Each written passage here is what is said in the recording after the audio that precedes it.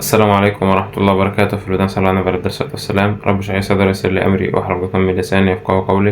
إن شاء الله فيديو النهاردة هيكون عن كلية طب الأسنان، كليتي والكلية المحببة إلى قلب الناس. كنت هبدأ طبعا بكلية الطب البشري، بس لقيت الكومنتات كلها عايزة كلية طب أسنان والناس كلها بتدعي طب أسنان، فقلت أبدأ بيها. وإن شاء الله فيديو طب البشري هيكون قريب بإذن الله، بكرة أو بعد بإذن الله هيكون نازل يعني.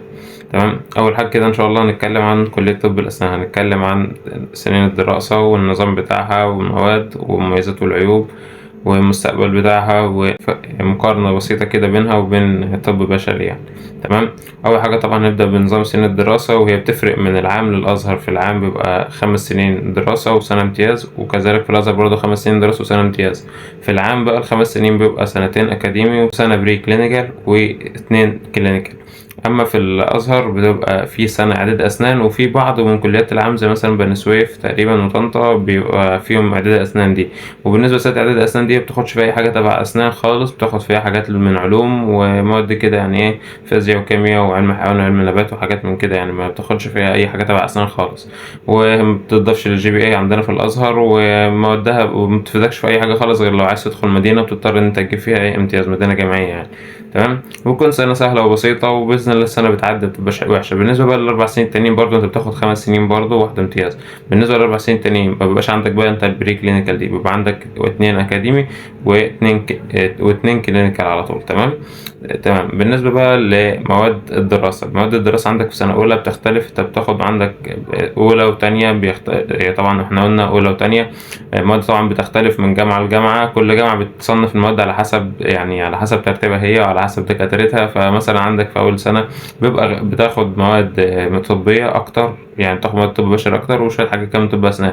بتاخد في المواد الطبية طبعا بيولوجي وهيستولوجي وفسيولوجي. الهيستولوجي طبعا ده علم الأنسجة تحت الميكروسكوب، والفسيولوجي ده علم وظائف الأعضاء. وعندك مثلا البيولوجي الأحياء وبايوكيمستري، بتاخد برضه بايوكيمستري، بتاخد برضه فيزياء وكيمياء. دي مواد إيه من طب بشري يعني. طبعا مواد طب بشري يا جماعة مبتبقاش متعمقة أوي، بتبقى قشور كده، حاجات خفيفة يعني، مبتبقاش زي طب بشري زي بياخد مواد كبيرة يعني. تمام. بالنسبة لمواد طب أسنان، وهي بتكون أول سنة عندك بتكون موادها بتاخد مواد من طب بشري، بتبقى بشكل يعني هي بتبقى أكتر من طب أسنان. بتاخد حاجات طب أسنان خفيفة كده مثلا زي الدنتيشن، شكل السنة في العملي بتاعها. بتاخد عندك بيجيب مكعبات واكس كده. طبعا مكعبات الواكس دي بتبقى يعني أطول شوية، بتنحت على شكل الأسنان والكلام ده، بس مش أكتر يعني. مبتبقاش في عملي بقى بشكل متوسع ولا في أولى ولا في تانية يعني. بتبدأ من تالتة بتاخد عملي بقى في البريكلينيكال وكده، أو في الأزهر برضه بيبدأ من سنة تالتة برضه بيكون عملي أكتر شوية. تمام. بتيجي مثلا بالنسبة لمادة الطب البشري طبعا بيكون بقى عندك أناتومي وفسيولوجي وهيستولوجي. طبعا في الأناتومي ده اللي هو التشريح، والفسيولوجي ده اللي هو علم وظائف الأعضاء، والهيستولوجي علم الأنسجة والخلايا. وتاخد عندك بيولوجي اللي هو علم الأحياء، وبايوكيمستري وتقريبا في فيزياء وكيمياء. تمام. طبعا دي مواد بتبقى حاجات خفيفة يعني، متبقاش مواد بالنسبة لطب بشري مش تاخد كل حاجة يعني، تاخد عناوين وقشور كده بس عن معلومات يعني، متاخدش حاجات كاملة. تمام. بالنسبة طبعا لمواد طب أسنان قلنا هتبقى عندنا فارماكولوجي والدنتيشن زي ما قلنا، والميكروبيولوجي والماتيريال والباثولوجي. تمام. بتيجي بقى السنة تانية بتاخد عندك بقى شوية حاجات زيادة، بتبدأ مثلا تاخد مورفولوجي اللي هو علم الشكل والتكوين. تمام. المورفولوجي دي بقى اللي هو الدنتال اناتومي يعني شكل السنة. بيبقى عندك مثلا اوبريتيف، بيبقى عندك اورثودونتكس. بتاخد اورال هيستولوجي، بتاخد معاك اورال هيستولوجي. الاورال هيستولوجي قلنا الهيستولوجي ده اللي هو علم الانسجه والخلايا، بس في الاورال بقى اللي هو في الفم يعني. فبتاخد اورال هيستولوجي بقى اللي هو انسجه وخلايا الفم يعني. تمام. انواعها، تكوينها، مش عارف كلام من ده يعني. تمام. طبعا بتيجي بقى في سنه تالتة بتاخد عندك كراون اللي هو الطرابيش، والبروسيسز اللي هي مثلا حد يشيل سنه ويحط سنه يحط يعني اللي هو من الاخر كده قطع الغيار يعني. تمام. وبتاخد عندك برضو في مادة كمان، بتاخد عندك طبعا الماتيريال. طبعا بتاخد معاك الراديولوجي اللي هو علم الأشعة على الأسنان، وبتاخد عندك الأورثودونتكس اللي هو التقويم، وبتاخد عندك الأوبريتيف اللي هو الحشو العادي. بتاخد بيريودونتكس والأورثودونتكس اللي هي التقويم. مثلا في سنة 5 بتاخد عندك مواد التشخيص، وبتبدأ بتاخد طبعا مواد سنة تالتة بتطلع معاك لسنة 4 و5 يعني. مثلا الأورثودونتكس والأوبريتيف الكراون والحاجات دي كلها والبروسيسز بتطلع معاك برضو سنة 4 و5 بتاخدها بس بشكل أعمق يعني. تمام. طبعا بقى العملي في سنة تالتة ورابعة وخمسة بتبدأ بقى تحس فعلا إن أنت شغال دكتور أسنان. أما في أولى وتانية بيبقى في نظري أكتر من عملي يعني. ما بيبقاش في عمل كتير اللي هو بشكل مثلا تالتة. طبعا انت في تالتة ما بتشتغلش على مريض، في تالتة بتبقى شغلك كله مثلا على حاجات صناعية كده، مثلا بتجيب أسنان صناعية أو أسنان مثلا مخلوعة قبل كده من المستشفيات والكلام ده، بتجيب أسنان تشتغل عليها، بتفرق فيها مثلا.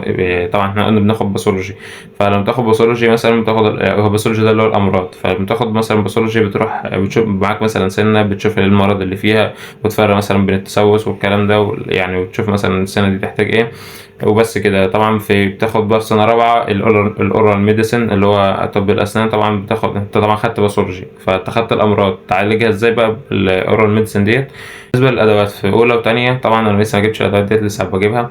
فبالنسبة للأدوات مبتبقاش غالية يعني، بتبقى مثلا في أولى تقريبا تصرف حوالي 300 400 جنيه يعني. ممكن مثلا دلوقتي تكون وصلت 400 جنيه ولا حاجة. هي كانت 300 جنيه السنة اللي فاتت كشكل عام يعني، إنما دلوقتي مثلا ممكن تكون 400 جنيه ولا حاجة.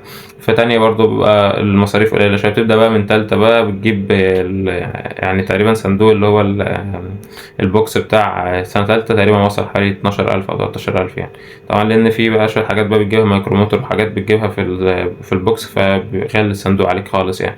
طبعا بقى في رابعة وخمسة بيبدأ بقى مصاريف تزيد، لأن أنت بيبقى عليك كل الشغل مثلا اللي أنت بتعمله بيبقى مصاريفه عليك، ومصاريف المريض كمان عليك يعني. تمام. بس في سنة تالتة طبعا بتبقى شغال، ما بتشتغلش مع مريض. في رابعة وخمسة بقى بتبدأ تشتغل مع المرضى. تمام. فمميزات، نتكلم بقى عن مميزات والعيوب. يلا بينا. طبعا بالنسبه للمميزات بتاع طب اسنان، اول حاجه بتبقى انت عارف انت رايح فين، انت عارف ان انت دكتور اسنان، غير مثلا طب بشري وتخصصات كتير، وانت مش عارف مثلا انت هتدخل عيون ولا انف واذن وحنجره ولا مثلا بطنه ولا يعني كل. في اسنان انت بتبقى عارف ان انت طالع دكتور من اول ما تدخل لحد ما تخرج، انت عارف ان انت دكتور اسنان. تاني حاجه طبعا انت تقدر تفتح عياده مباشره بعد ما تخلص، مش بتحتاج مثلا تحضر ماجستير ولا حاجه، بتفتح عياده على طول. طبعا ما تقدرش تعمل كل حاجه، لازم عشان خاطر مثلا تعمل مثلا تقويم او حاجات من ديت تعمل فيها ماجستير الاول عشان خاطر تقدر تشتغل. فممكن مثلا لو انت فتحت عياده على طول بتجيب حد معاك يساعدك، دكتور اكبر منك يكمل الحاجات اللي هي ناقصاك في العياده. تالت حاجه طبعا بالنسبه لان انت مثلا من سنه رابعه وسنه خمسه بتبدا تتعامل مع الناس او بتبدا تتعامل مع المرضى، فده بيكون معاك علاقات اجتماعيه يعني بشكل كبير، وطبعا انت اسلوبك يعني. تمام.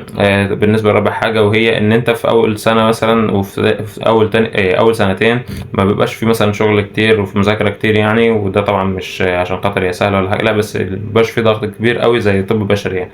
تمام. فبتقدر مثلا تعمل اي حاجه جنب الكليه، في ناس مثلا بتشتغل حاجات مثلا كده جنب الكليه اونلاين والكلام من ده، فبتقدر تعمل اللي انت عايزه يعني في اول سنتين.